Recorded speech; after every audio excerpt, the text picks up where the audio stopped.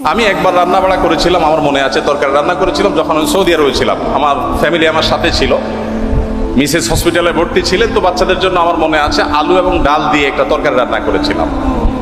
দুর্ভাগ্যের বিষয় যে সেই তরকারি আমি ছাড়া পরিবারের সদস্যদের কেউ খায়নি।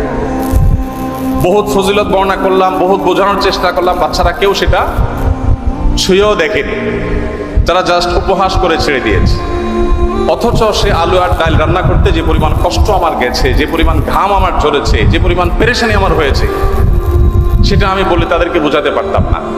তো আমরা যারা কথায় কথায় খাবারের দোষ ধরি, আমাদের নবী সাল্লাল্লাহু আলাইহি ওয়াসাল্লামের এই সুন্নাত থেকে শিক্ষা নেওয়া উচিত যে মা বোনদের, আমাদের স্ত্রীদের, মহিলাদের খাবার যদি কখনো পছন্দ হয় আমরা খেলাম, আর অপছন্দ না হলে আমি খেতে চাচ্ছি না, অপারগতা প্রকাশ করলাম, আমরা দোষ ধরবো না। প্রিয় নবী সাল্লাল্লাহু আলাইহি ওয়াসাল্লামের লাইফস্টাইলের দিকে তাকালে আমরা দেখতে পাই যে তিনি যখন খাবার গ্রহণ করতেন তিনি কোনো খাদ্যের দোষ ধরতেন না।